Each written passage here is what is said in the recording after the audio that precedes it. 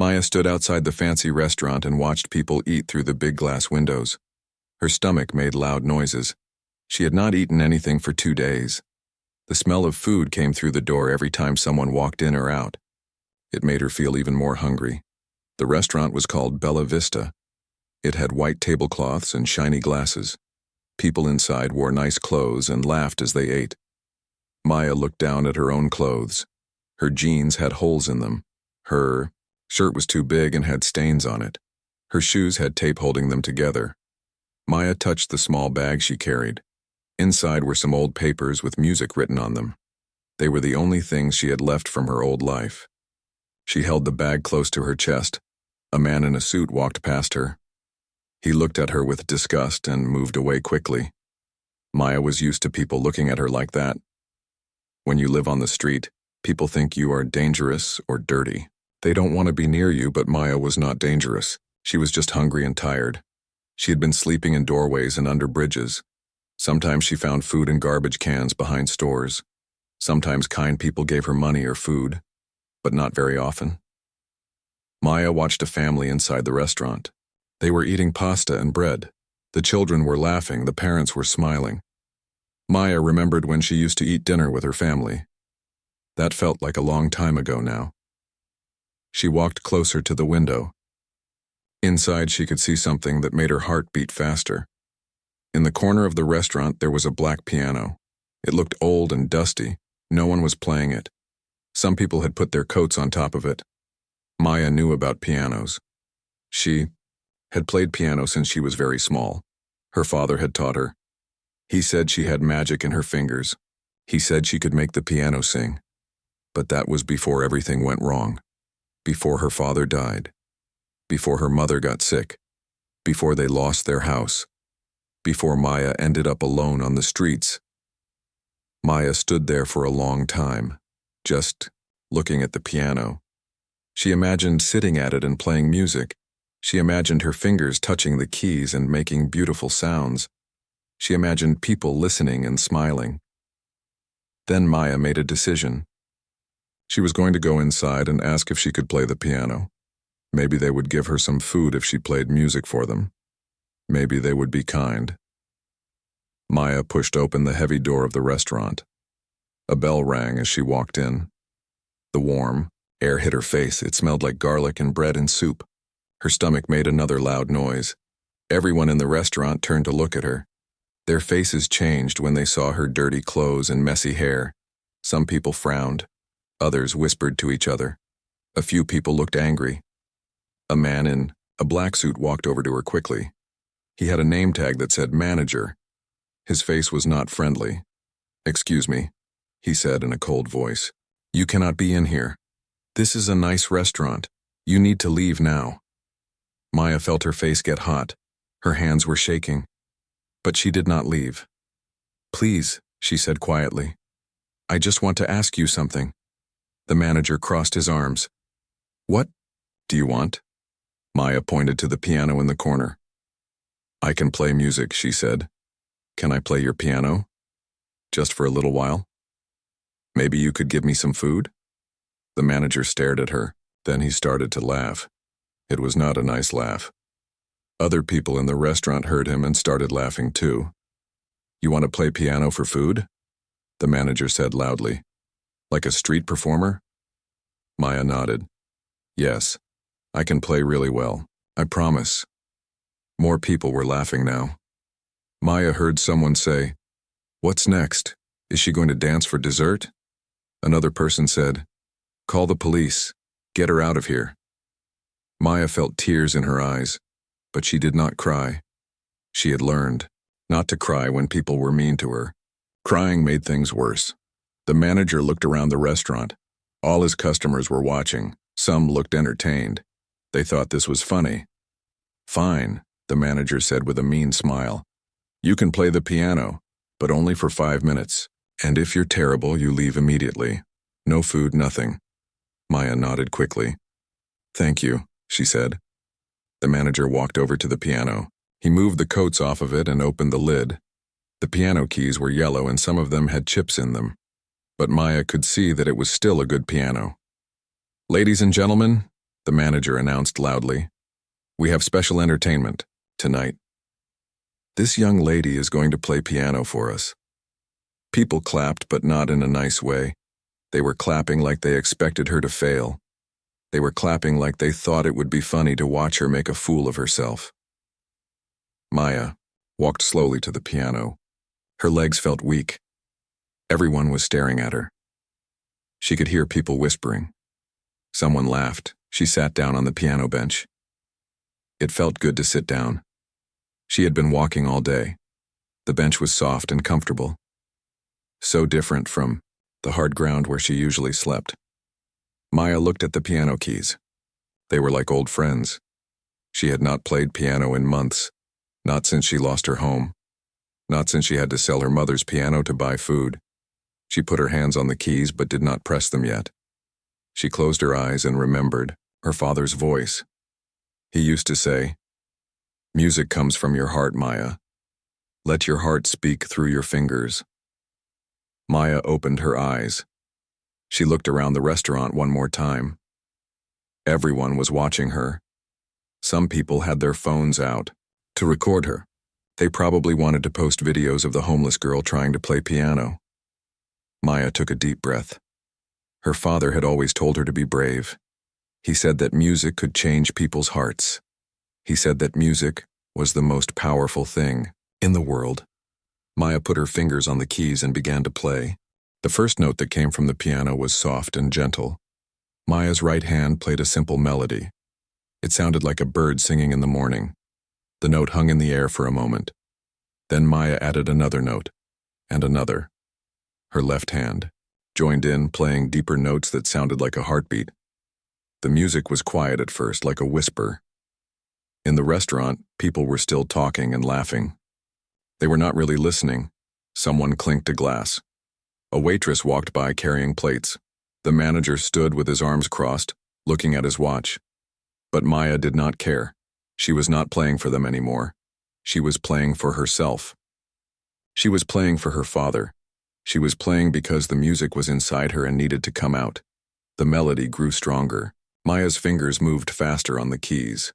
The simple song became more complex. She added harmony and rhythm. The piano started to sing. One person at a table near the piano stopped talking.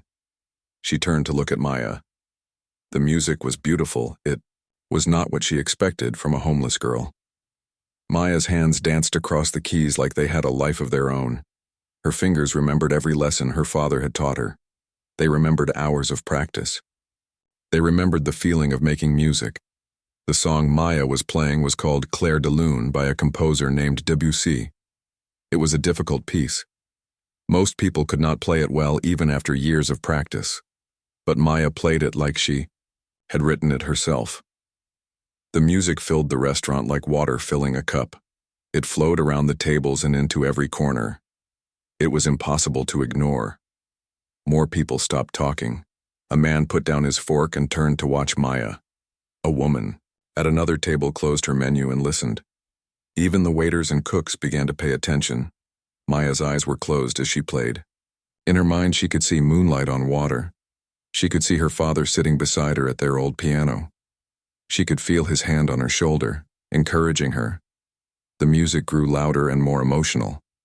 Maya poured all of her sadness into the notes, all of her loneliness, all of her fear. But she also put in hope. She put in memories of love. She put in dreams of a better future. A child at one of the tables stopped eating and stared at Maya with wide eyes. The child had never heard music like this before. It made her feel things she did not have words for. The restaurant became quieter and quieter. Conversations stopped in the middle of sentences. People forgot about their food. They forgot about their phones. They forgot about everything except the music. Maya moved from Clair de Lune into another piece. This one was by Chopin. It was a nocturne, a night song. Maya played it with such feeling that some people felt tears in their eyes. The manager stopped looking at his watch. His mouth was open. This was not what he had expected. This girl was not just playing the piano. She was making magic. A woman at a corner table began to cry quietly. The music reminded her of her grandmother, who used to play piano for her when she was little. She had not thought about her grandmother in years. Maya's hands moved like birds, flying across the keys. She played high notes that sparkled like stars.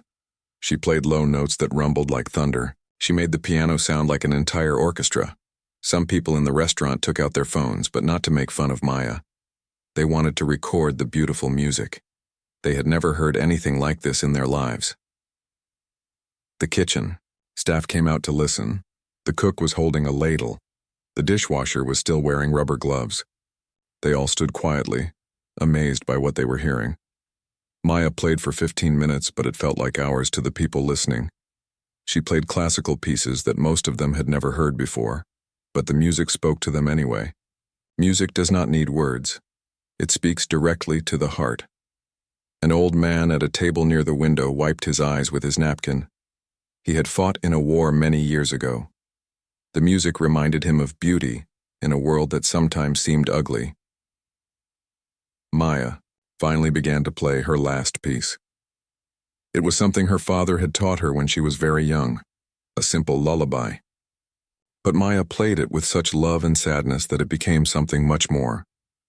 As the last note faded away, the restaurant was completely silent. No one moved. No one spoke. They were all still under the spell of Maya's music. Then, slowly, one person began to clap, then another. Then everyone in the restaurant was clapping. But it was not the mean clapping from before.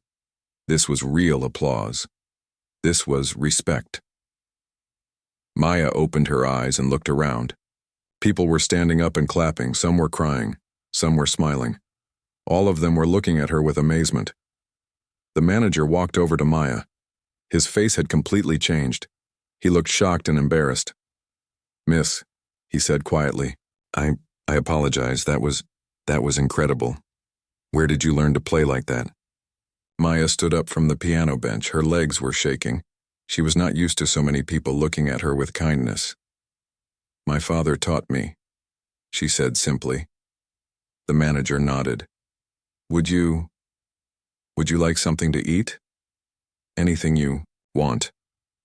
It's on the house." Maya felt tears in her eyes for the first time in months. But these were happy tears. "Yes, please," she said. "I would like that very much." As Maya walked to a table, people reached out to touch her arm gently. They said things like beautiful and amazing and thank you. Maya had not felt this much kindness in a long time, but in the corner of the restaurant, one woman was watching Maya more carefully than the others. This woman had gray hair and kind eyes. She was a music teacher and she knew talent when she heard it. She knew that what Maya had just done was not normal. It was extraordinary. The woman's name was Dr. Elena Rossetti, and she had taught music for 40 years. She had heard many good pianists in her life, but she had never heard anyone play with as much soul as this young homeless girl. Dr. Rossetti made a decision. She was going to talk to Maya. She was going to find out who this girl was and where she came from, because talent like this should not be wasted. Talent like this should be nurtured and protected. Maya sat at a table and ordered soup and bread. As she waited for her food, she looked around the restaurant. Everyone was still looking at her, but now their faces were kind. For the first time in months, Maya felt like she belonged somewhere. She did not know that her life was about to change forever. Maya ate her soup slowly. It was the best food she had tasted in months. The bread was warm and soft. The soup was thick with vegetables and chicken. She tried to eat carefully, like her father had taught her. Even though she was very hungry, she did not want to eat too fast and make people think she had no manners. As she ate, Maya remembered other dinners from long ago.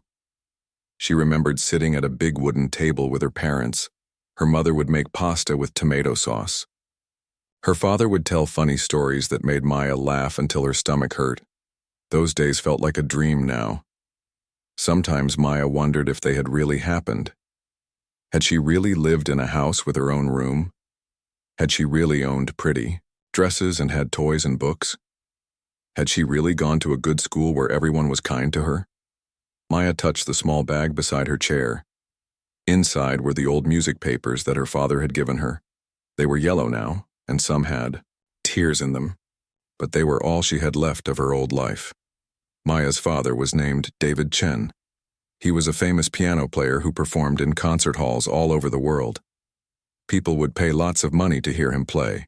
He had won awards and prizes. Newspapers wrote articles about him. David met Maya's mother, Sarah, when she was a nurse at a hospital. Sarah was taking care of David after he hurt his hand in an accident. Sarah was beautiful and kind. She had never heard classical music before, but when David played for her, she fell in love with both him and his music. Maya was born 2 years after her parents got married. From the time she was very small, Maya was surrounded by music. David would play piano for her when she cried. He would play lullabies to help her sleep. When Maya was old enough to walk, she would climb onto the piano bench and try to press the keys. David saw that Maya had a gift. When she was only 3 years old, she could hear a song once and then play it back perfectly. When she was 5, David started teaching her how to read music. By the time she was 7, Maya could play pieces that most adults could not play. "You have magic in your fingers, little bird," David would tell Maya. "Music is your language. You speak it better than words." Maya loved practicing piano with her father. Every day after school, they would sit together at their big black piano. David was patient and kind. He never got angry when Maya made mistakes. He would just smile and say, "Try again. The music will come." Maya's mother, Sarah, would listen from the kitchen as she cooked dinner. She loved hearing her husband and daughter play together. Sometimes she would dance while they played.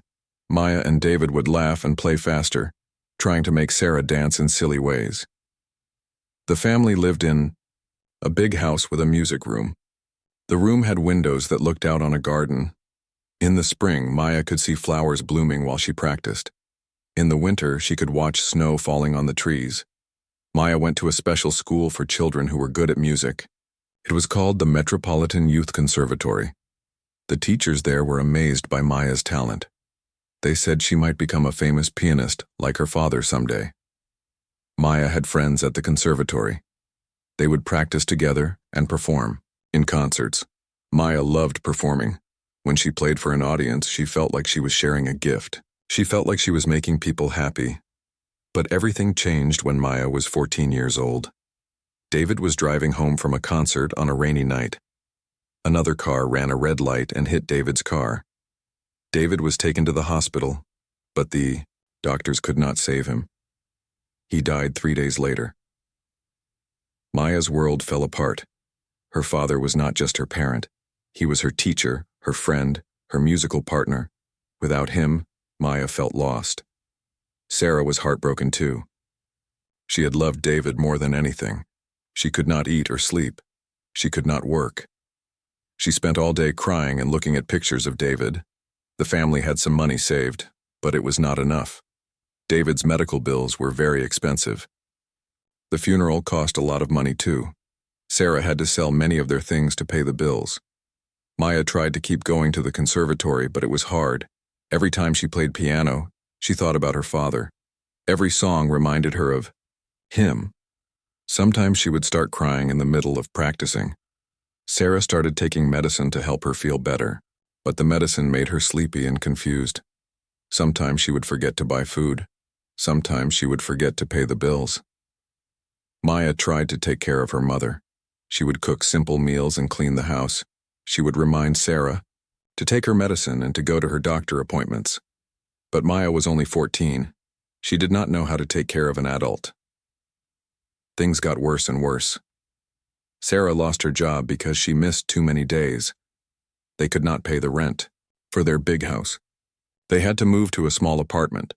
Maya had to leave the conservatory because they could not pay the tuition. She went to a regular public school instead.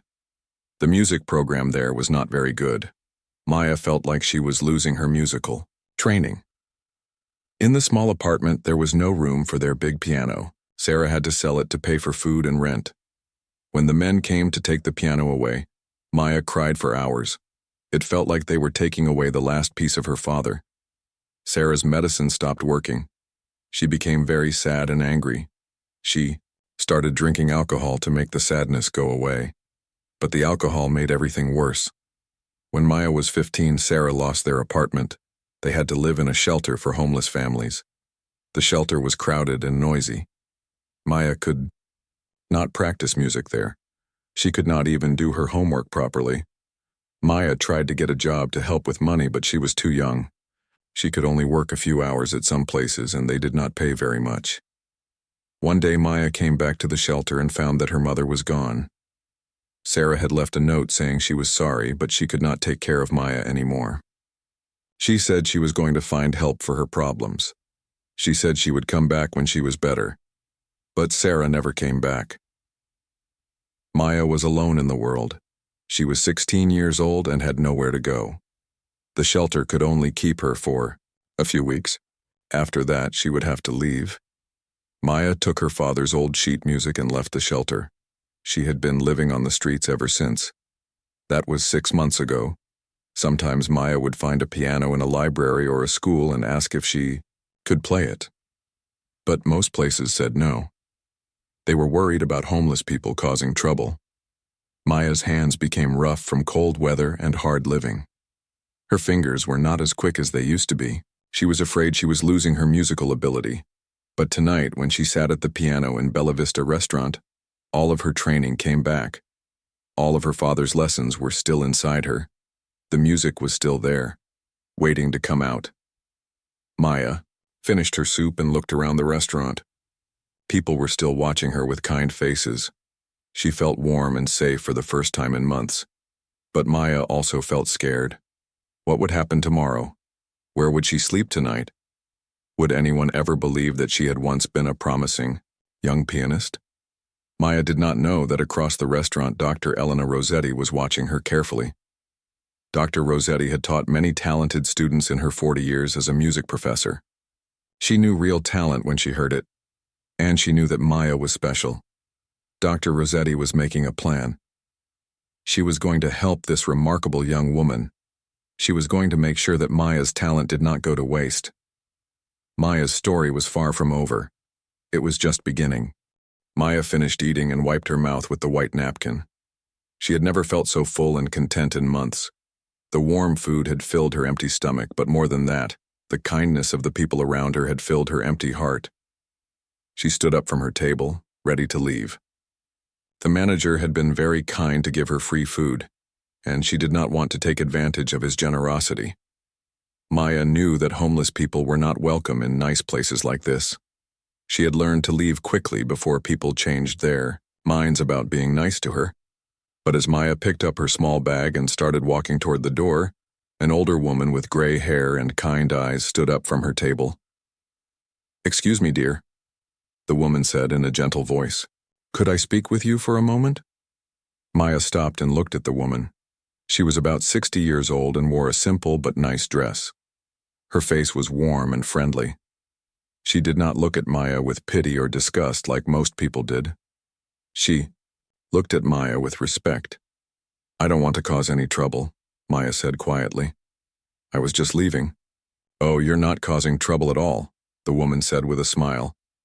"Quite the opposite. What you just did was extraordinary. I'm Dr. Elena Rossetti, and I've been teaching music for 40 years. I've never heard anyone play piano like that." Maya's eyes widened. A real music teacher wanted to talk to her? She had not spoken to a music teacher since she left the conservatory. "I used to study music," Maya said shyly. "But that was a long time ago." Dr. Rossetti gestured to the empty chair at her table. "Please sit with me. I'd love to hear about your musical background. That performance was not the work of someone who just learned to play for fun. You've had serious training." Maya hesitated. She was not used to adults being interested in her story. Most adults either ignored her or told her to go away. But Dr. Rossetti seemed different. Her eyes were kind and patient. Maya sat down at the table. Dr. Rossetti poured her a glass of water from the pitcher on the table. "Tell me about yourself," Dr. Rossetti said. "What's your name? Where did you learn to play? Like that?" "My name is Maya Chen," Maya said quietly. "My father taught me to play piano. He was a professional pianist." Dr. Rossetti's eyebrows went up. Chen? Was your father David Chen by any chance? Maya gasped. You knew my father? I knew of him, Dr. Rossetti said excitedly. I heard him perform several times. He was magnificent, one of the most gifted pianists of his generation. I always wondered what happened to him. He seemed to disappear from the concert circuit a few years ago. Maya felt tears coming to her eyes. It had been so long since anyone had spoken about her father with respect and admiration. He died in a car accident 2 years ago, Maya said softly. Everything changed after that. Dr. Rossetti reached across the table and gently touched Maya's. Andores, I'm so sorry for your loss. Your father was a remarkable musician.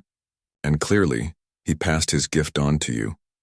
Maya told Dr. Rossetti about her life before her father died. She talked about the big house with the music room. She talked about the conservatory and her friends there. She talked about the concerts she used to perform in. Then Maya told Dr. Rossetti about what happened after her father's death. She talked about her mother's sadness and illness. She talked about losing their house and having to sell the piano. She talked about the shelter and how her mother disappeared. Dr. Rossetti listened to every word without interrupting.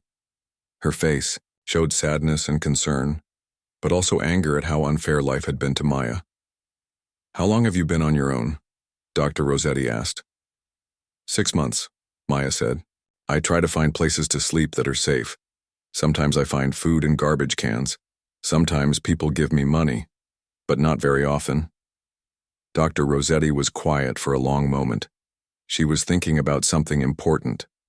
Maya, she said finally, what you played tonight was not just good, it was exceptional. You have a rare gift that most musicians would die for. But talent like yours needs to be nurtured and protected. It needs proper training and practice. Maya nodded sadly. I know, but I don't have anywhere to practice. I don't have a piano. I don't have money for lessons. Sometimes I'm afraid I'm forgetting everything my father taught me. Dr. Rossetti leaned forward. What if I told you that you don't have to worry about those things anymore? Maya looked confused. What do you mean? I mean, Dr. Rossetti said slowly, that I would like to help you. I have a house with a piano. I have connections in the music world. Most importantly, I have experience helping young musicians develop their talents. Maya stared at Dr. Rossetti. You want to help me? But you don't even know me. I know enough, Dr. Rossetti said firmly. I know that you have extraordinary talent.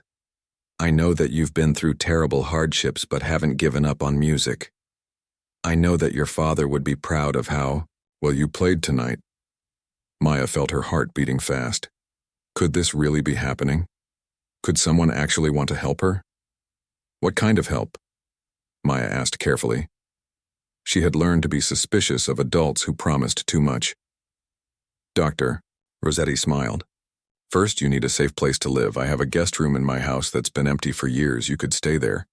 Second, you need a piano to practice on. I have a beautiful grand piano that hardly gets used anymore. Third, you need to get back to serious musical training. I still have connections at several conservatories. Maya felt dizzy. This seemed too good to be true. But why would you do this for me? What do you want in return? Dr. Rossetti laughed gently. I don't want anything in return, Maya. Well, except to hear you play more beautiful music. You see, I've spent my whole life teaching music to young people. I've helped hundreds of students over the years, but I've never met anyone with your natural ability combined with such deep musical understanding. Maya was quiet for a long time. She was trying to decide if she could trust Dr. Rossetti. She had been disappointed by adults before. She had learned that sometimes people made promises they didn't keep. Dr. Rossetti seemed to understand Maya's hesitation. I know this is a lot to think about, she said. And I know you have every reason to be careful about trusting people. How about this? Why don't you come to my house tomorrow morning? You can see the piano in the guest room. If you feel comfortable, you can stay. If not, you can leave anytime you want. Maya thought about her options. She could go back to sleeping, under bridges and looking for food in garbage cans. Or she could take a chance on this kind woman who seemed to genuinely care about her music. Where do you live? Maya asked. Dr. Rossetti wrote her address on a napkin. It's about a 20-minute walk from here. There's a bus stop right outside, if you prefer to take the bus. Maya looked at the address. It was in a nice neighborhood that she had walked through before.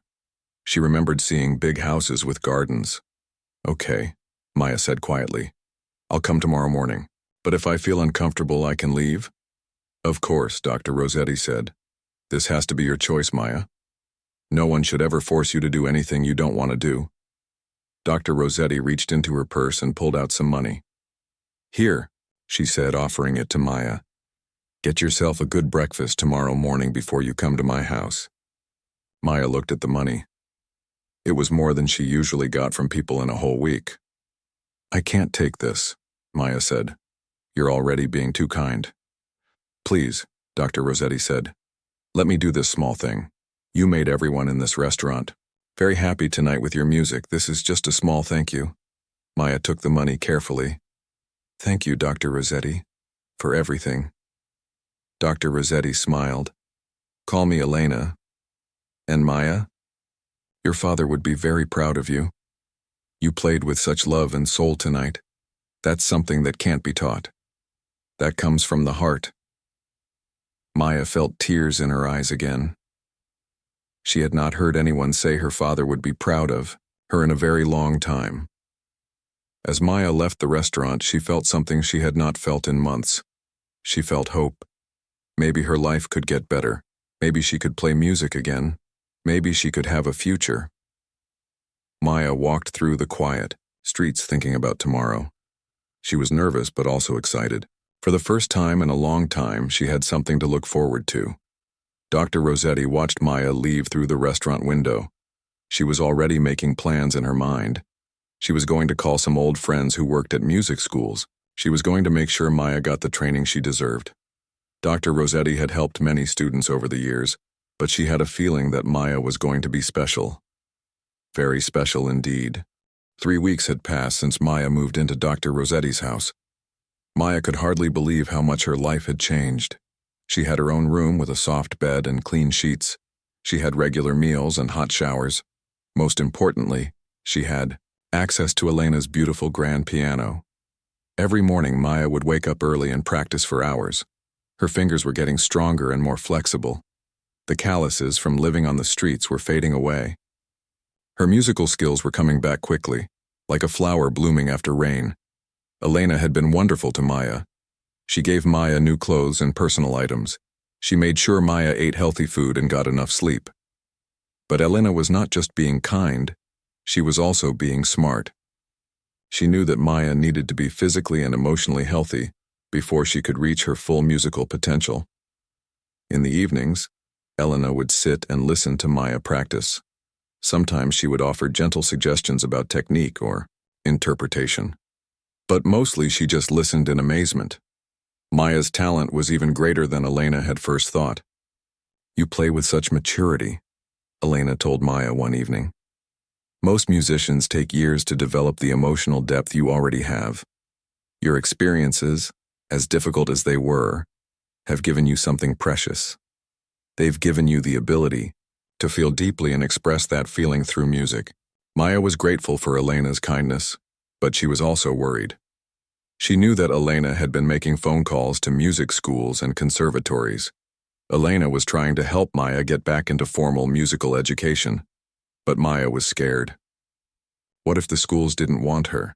What if they thought she was too far behind? What if they found out she had been homeless? Maya's fears became reality sooner than she expected. One afternoon, Elena came home with a serious expression on her face. Maya was practicing when she heard the front door close. Usually, Elena would come to the piano room and listen for a while. But today, Elena went straight to the kitchen. Maya finished the piece she was playing and went to find Elena.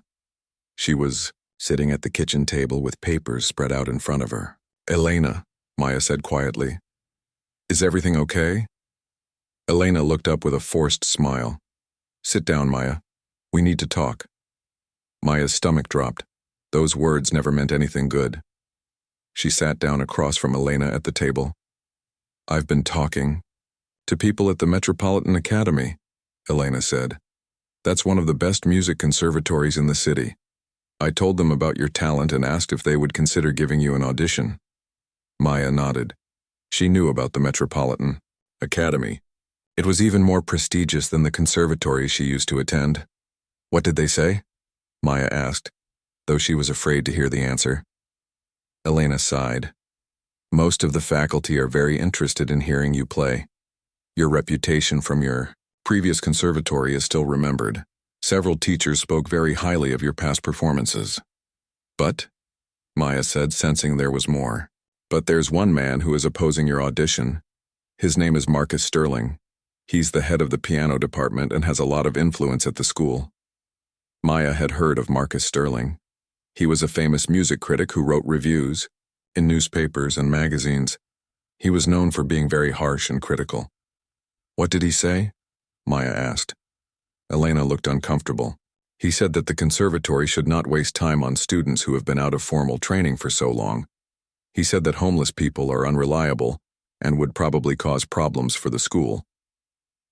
Maya felt her face get hot with anger and shame. So they won't let me audition? Actually, Elena said with a small smile, that's not exactly what happened. Marcus Sterling is very proud and stubborn. When the other faculty members disagreed with him, he made a challenge. What kind of challenge? Elena pulled out a piece of paper. He said that if you can prove you're serious about music, he might consider supporting your application, but he wants you to prove it in a very difficult way. Maya leaned forward. How? He wants you to audition for 5 consecutive days at the conservatory. Each day, he will give you a different piece of music to learn. You will have exactly 24 hours to prepare each piece. Then you must perform it perfectly in front of a panel of judges. Maya stared at Elena. That's impossible. No one can learn a difficult piece of music in just one day. I know it sounds very hard, Elena said, but Marcus Sterling believes that truly gifted musicians should be able to do exactly that. He thinks that if you can't handle this challenge, you don't belong at a top conservatory. Maya was quiet for a long time. She was thinking about what this challenge would mean. 5 days of intense pressure, 5 days of proving herself to people who already doubted her, 5 days of risking failure in front of everyone. What happens if I fail? Maya asked. Elena took Maya's hand. If you don't pass the challenge, Marcus Sterling will block your application to the conservatory, and his opinion carries a lot of weight at other schools too. It would be very difficult to get into any top music program. And if I succeed? If you pass all 5 days of the challenge, Marcus Sterling has promised to personally recommend you for a full scholarship to the conservatory. A full scholarship, Maya. That means free tuition, free room and board, everything. Maya felt her heart racing. A full scholarship to one of the best music schools in the country. It was everything she had ever dreamed of. But the challenge seemed so difficult, almost impossible. What kind of pieces would I have to learn? Maya asked. Elena pulled out another paper. Marcus Sterling hasn't told us exactly what pieces he'll choose, but he said they will be at an advanced level. Bach, Chopin, Liszt, Rachmaninoff, that level of difficulty. Maya knew those composers well. Their music was beautiful but very challenging. Even when she was studying at the conservatory full-time, it would take her weeks to learn pieces by those composers properly. When would I have to start? Maya asked. Next Monday, if you decide to accept the challenge. Maya stood up and walked to the window. She looked out at Elena's garden, where flowers were blooming in the spring sunshine. 6 months ago, she had been sleeping outside in the cold. Now she had a chance to get into one of the best music schools in the world, but she had to risk everything to get it. Maya, Elena said gently, you don't have to do this. This challenge is not fair. It's designed to be nearly impossible. We can try to get you into other schools, less prestigious ones that might be more willing to overlook your situation. Maya turned back to Elena. But you think I can do it, don't you? Elena smiled. I think you are the most talented young musician I've ever met. I think you have abilities that Marcus Sterling can't even imagine. But I also know that this challenge will be extremely difficult and stressful. I don't want you to feel like you have to prove yourself to anyone. Maya thought about her father. She remembered him telling her that music was the most powerful thing in the world. She remembered him saying that she had magic in her fingers. "I want to do it," Maya said suddenly. Elena looked surprised. "Are you sure? We can take some time to think about it." "No," Maya said firmly. "I want to accept Marcus Sterling's challenge. I want to show him and everyone else that talent doesn't disappear just because you've been through hard times. I want to prove that my father's daughter is strong enough to handle anything." Elena stood up and hugged Maya. "I'm proud of you for being so brave. But remember, no matter what happens, you are already a success. You've survived things that would have broken many people. You've kept your musical gift alive through the worst circumstances. Nothing Marcus Sterling says can change that." Maya hugged Elena back. "Thank you for believing in me. Thank you for giving me this chance." That evening, Maya practiced until very late. She played pieces by all the composers that might be on the challenge. She worked on her technique and her speed. She prepared her mind and her fingers for the test that was coming. Elena made phone calls to arrange the details of the challenge. She spoke to the other faculty members at the conservatory who supported Maya. She made sure that the judging would be fair, even if Marcus Sterling was trying to make the challenge impossible. As Maya fell asleep that night, she thought about the week ahead. She was nervous but also excited. This was her chance to fight for her future. This was her chance to honor her father's memory. This was her chance to prove that she belonged in the world of serious music. Maya didn't know exactly what pieces Marcus Sterling would choose for her, but she knew one thing for certain. She was going to give everything she had to this challenge. She was going to show the world what Maya Chen could do. Monday morning arrived gray and rainy. Maya woke up at 6 o'clock even though her audition was not until noon. She was too nervous to sleep anymore. Her stomach felt twisted with worry, but she forced herself to eat the breakfast that Elena had prepared for her. "Remember," Elena said as they drove to the conservatory, "you don't have to be perfect. You just have to show them your musical understanding and technical skill. The judges want to see how you handle pressure and how quickly you can learn." Maya nodded, but she was not really listening. She was thinking about all the things that could go wrong. What if her hands shook? What if she forgot the music? What if Marcus Sterling had chosen a piece that was too difficult for anyone to learn in one day? The Metropolitan Academy was a beautiful old building with tall windows and marble floors. Maya had been there once before, years ago, for a master class with her father. She remembered feeling intimidated by the serious atmosphere and the advanced students practicing in every room. Elena led Maya to a small office where they were supposed to meet Marcus Sterling. The door was open and Maya could see a tall, thin man with gray hair sitting behind a desk. He looked up when they entered, and Maya saw that his eyes were cold and unfriendly. "Miss Chen, I presume," Marcus Sterling said without getting up or offering to shake hands. "I must say I was surprised when Dr. Rossetti told me about your unusual circumstances. It's been some time since we've had a student with such an unconventional background." Maya felt her face get hot. She knew he was talking about her being homeless. "Yes, sir," she said quietly. Marcus Sterling stood up and walked around his desk. He was taller than Maya had expected, and he looked down at her with a skeptical expression. "I want to be very clear about what we're doing here," he said. "This conservatory has a reputation for excellence. We cannot afford to take chances on students who might not be able to handle the rigorous demands of professional musical training. This challenge will test not only your musical ability but also your discipline, your work ethic, and your mental toughness." Maya nodded. "I understand, sir." Marcus Sterling picked up a piece of paper from his desk.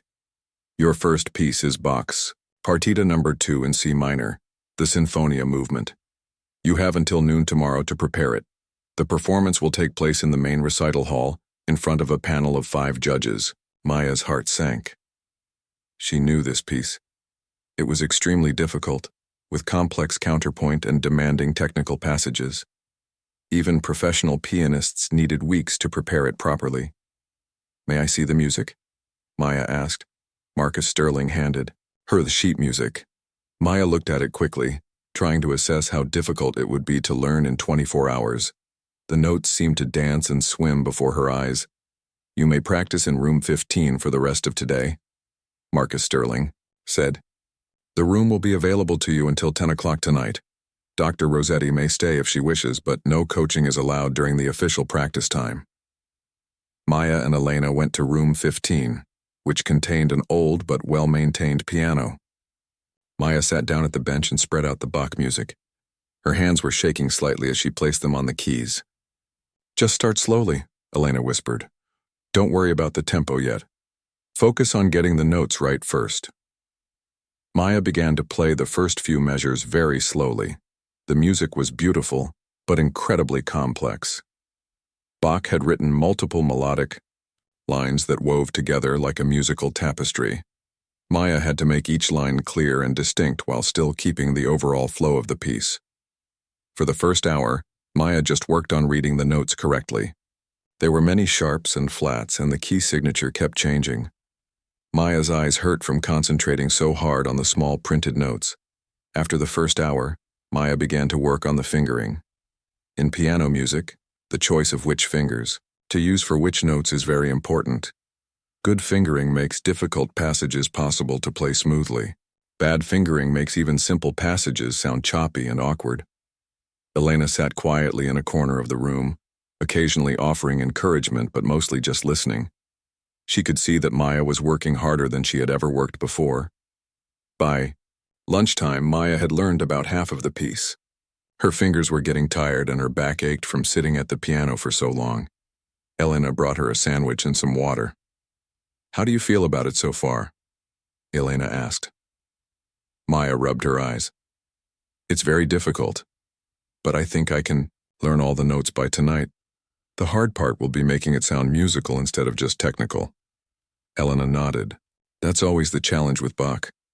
The technical demands are so high that it's easy to focus only on getting the notes right and forget about the beauty of the music." Maya ate her lunch quickly and went back to practicing. The afternoon, hours passed slowly. Maya worked on small sections over and over again, gradually building up the tempo. Some passages required her to play very fast scales with both hands moving in opposite directions. Other passages required delicate touch and careful balance between the different melodic lines.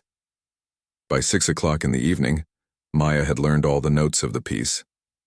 But learning the notes was only the beginning. Now she had to work on making the music sound expressive and polished. Maya practiced the piece from beginning to end several times. Each time she discovered new problems that needed to be fixed. Sometimes her hands would get tangled up in a difficult passage. Sometimes she would play a wrong note and have to stop and correct it. Elena ordered dinner for them and brought it to the practice room. Maya ate while reading through the music again, trying to memorize it. She knew that performing from memory would give her more freedom to be expressive. "Maya," Elena said gently, "it's 8 o'clock. You need to pace yourself. You can't practice effectively if you're exhausted." But Maya was determined to use every minute available to her.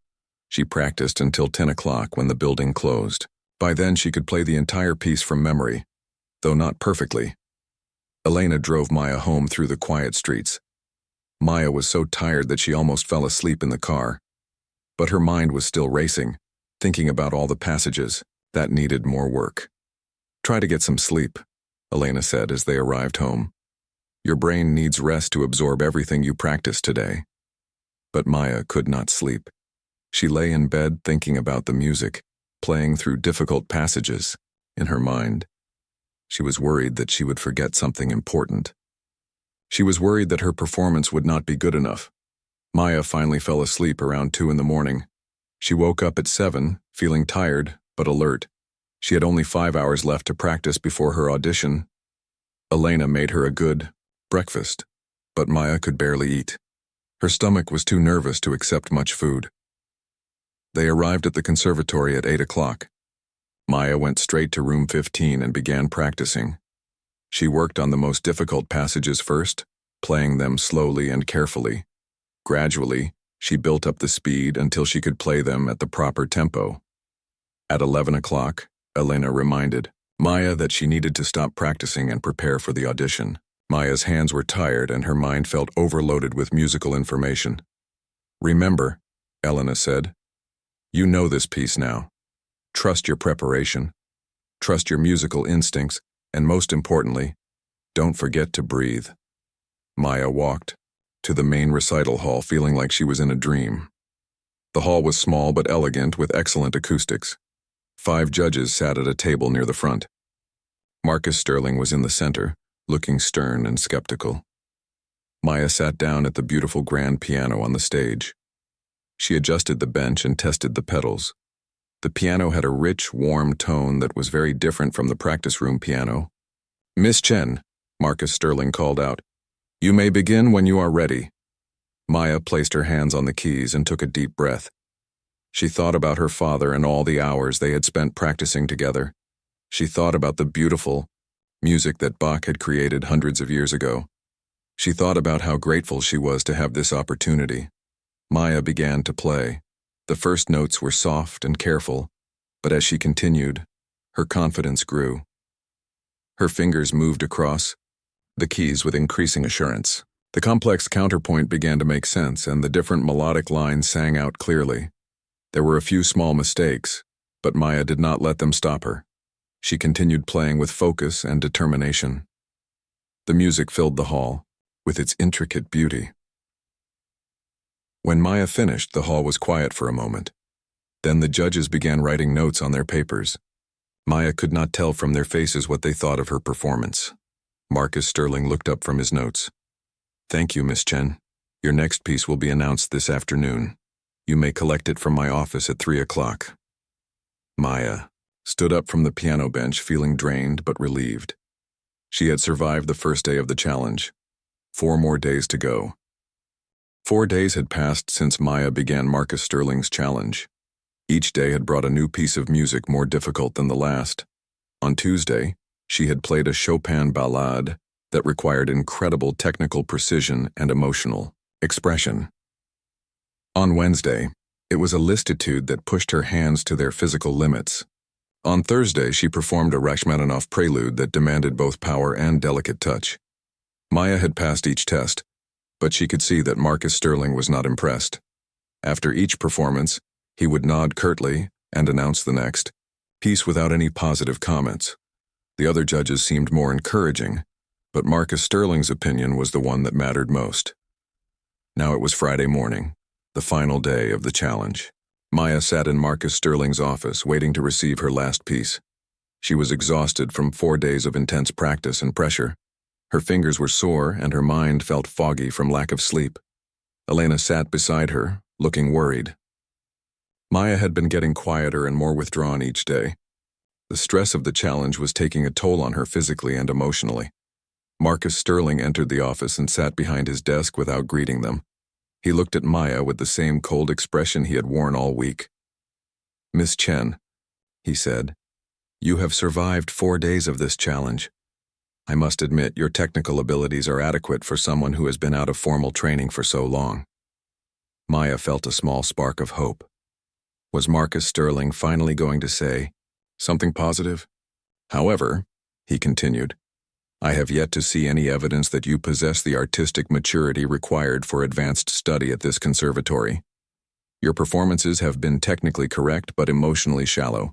You play the notes, but you do not communicate the deeper meaning of the music." Maya felt like she had been slapped. After all her hard work, Marcus Sterling was telling her that her playing was shallow and meaningless. Marcus Sterling picked up a piece of paper from his desk. "For your final performance, I am giving you a choice. You may choose any piece you wish to perform, any composer, any style, any level of difficulty. This is your opportunity to show us who you really are as a musician." Maya stared at him in surprise. All week, he had chosen the pieces for her. Now suddenly he was letting her choose. "There is one condition," Marcus Sterling added with a slight smile. "Since you are choosing the piece yourself, we expect a performance of the highest artistic and technical standards. This is your chance to prove that you belong here. Don't waste it." Maya and Elena left the office in silence. They walked to room 15, where Maya had spent so many hours practicing this week. Maya sat at the piano but did not open any music. "What are you thinking?" Elena asked gently. Maya stared at the piano keys. "I don't know what to play. All week, I've been learning other people's choices. Now I have to decide for myself, and I feel completely lost." Elena sat down beside Maya on the piano bench.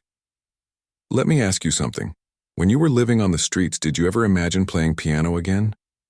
Maya shook her head. "I thought it was over. I thought I would never get to make music again."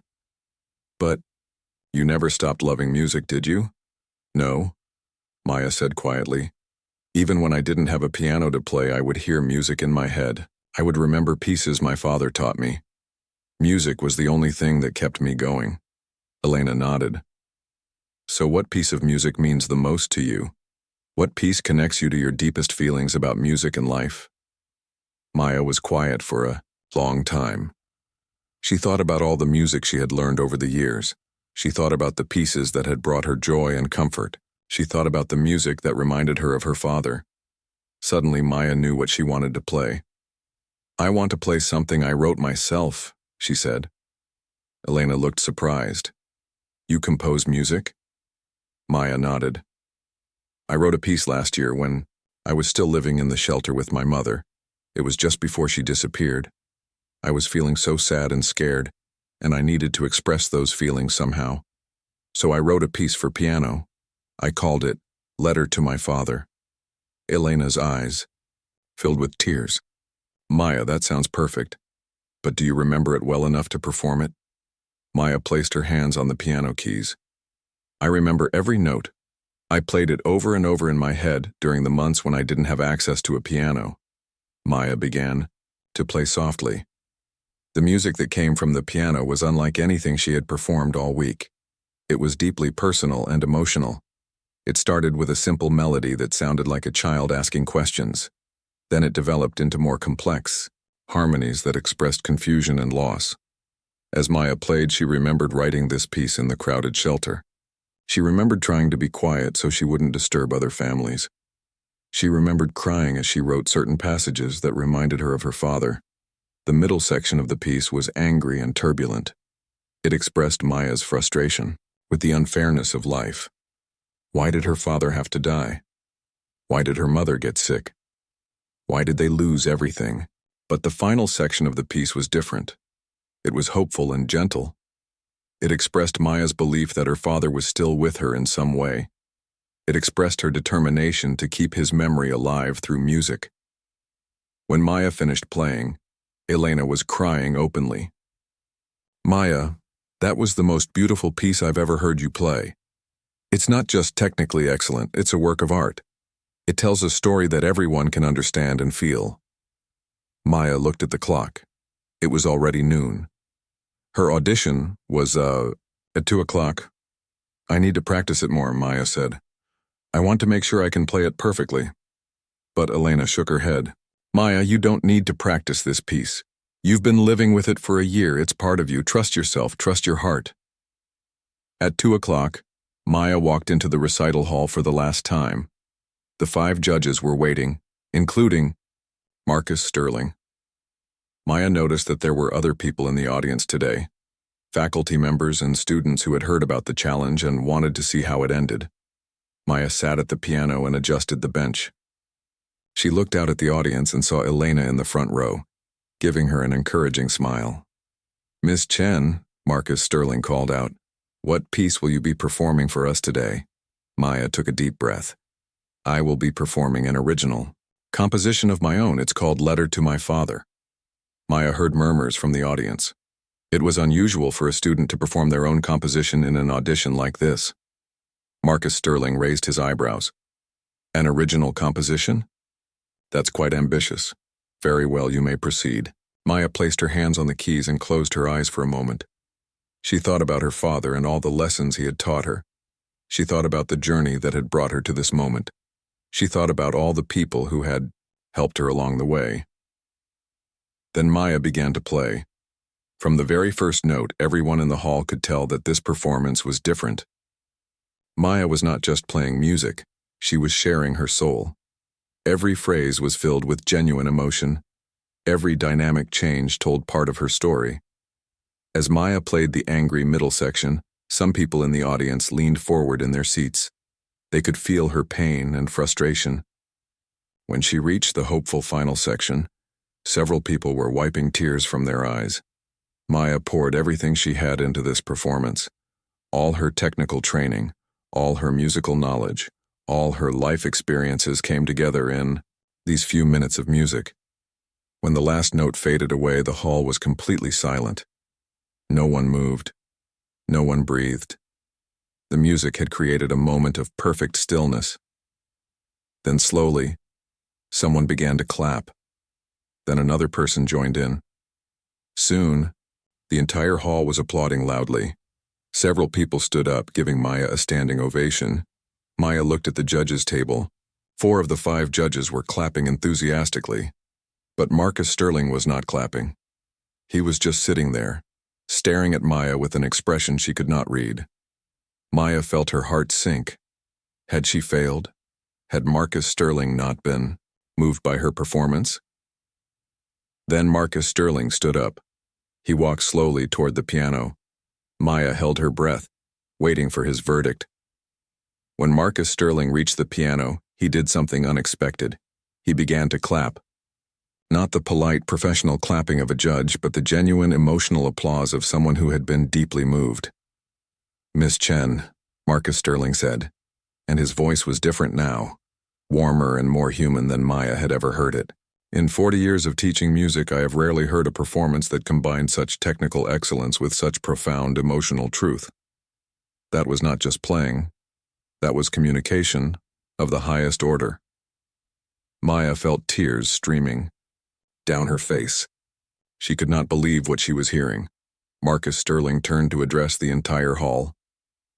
"Ladies and gentlemen, it gives me great pleasure to announce that Miss Maya Chen has not only passed this challenge, but has demonstrated that she possesses the rare combination of technical skill and artistic vision that defines a true musician.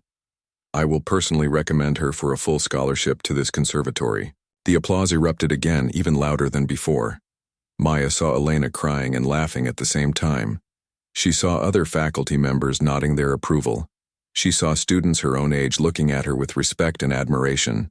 But most importantly, Maya felt something she had not felt in a very long time.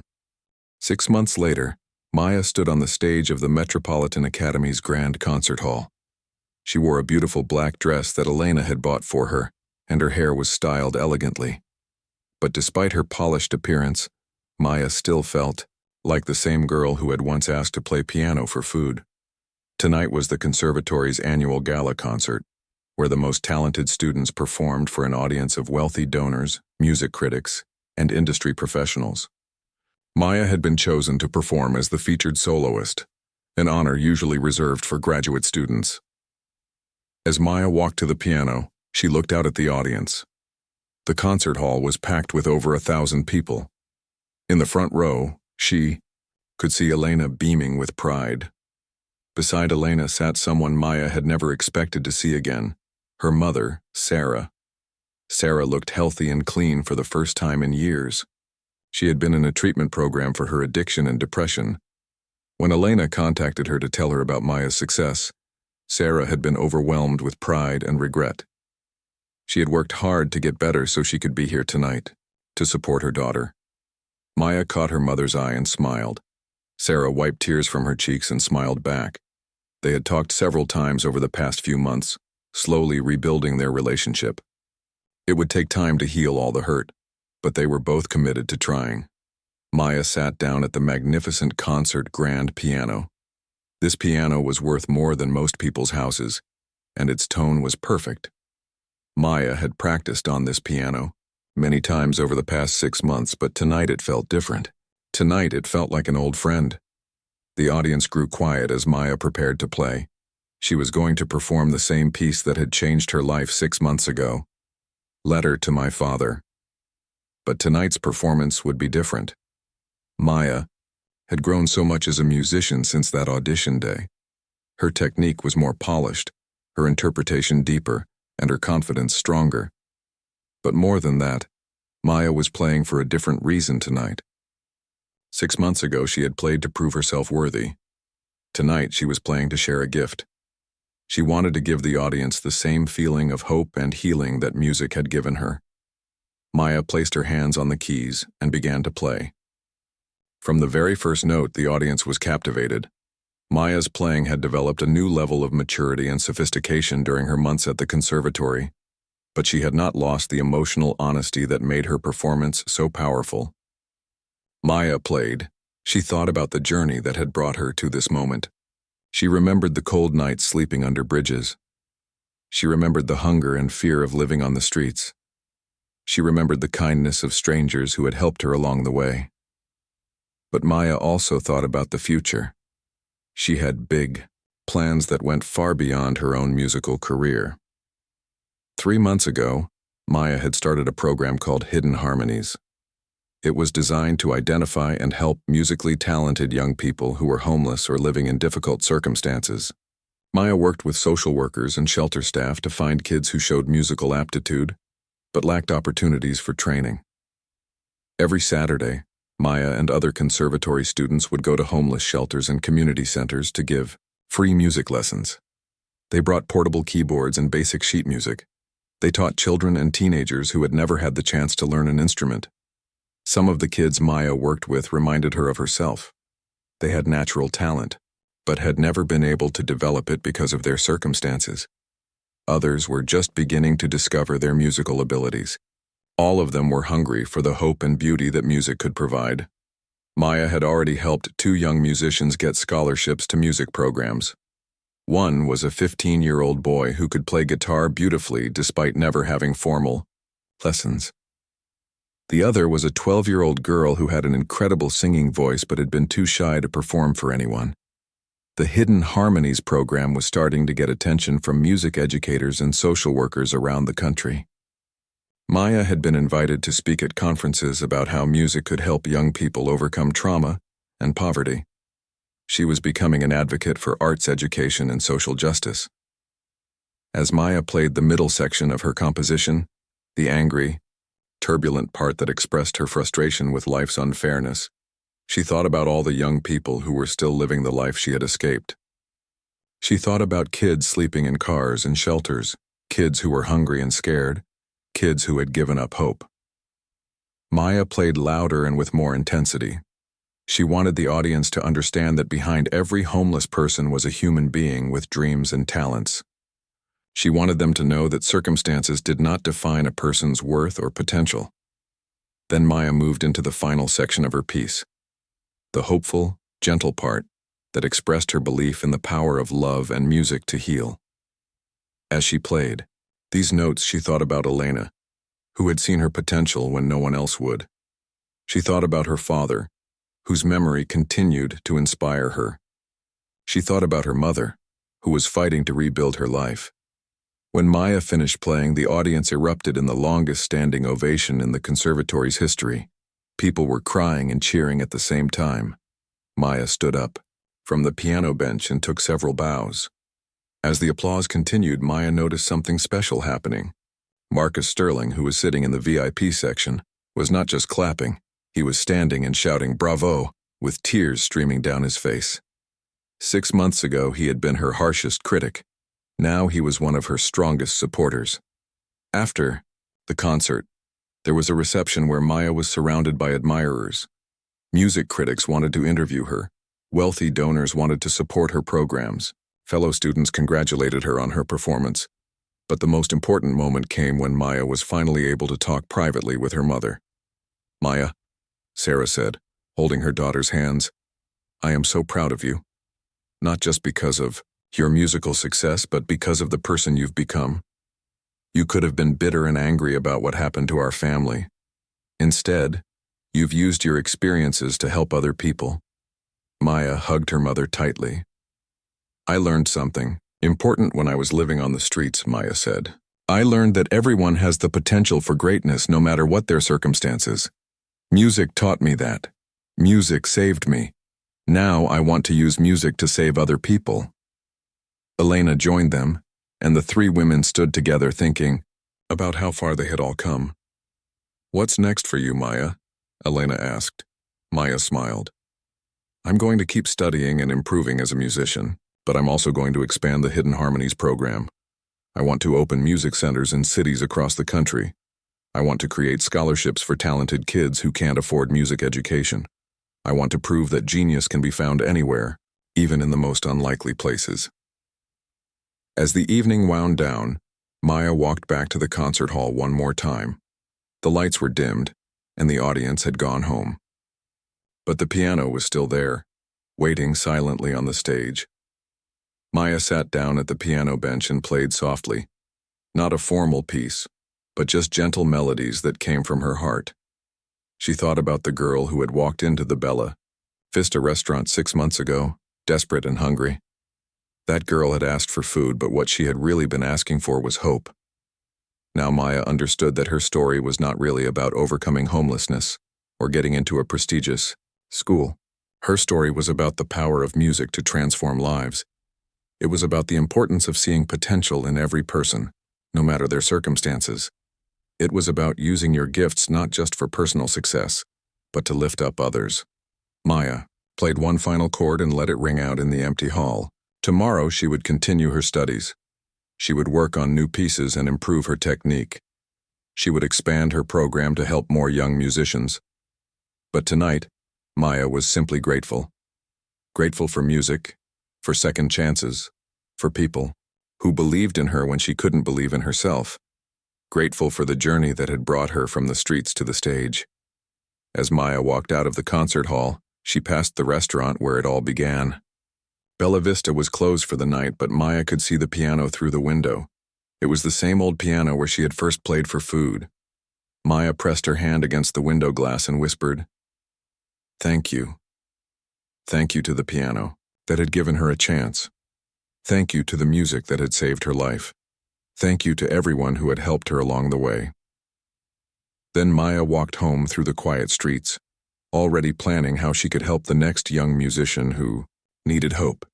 Because Maya Chen had learned the most important lesson of all.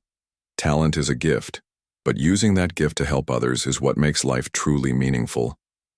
The girl who had once played for a piece of food had become a woman who played to feed souls, and her story was just beginning.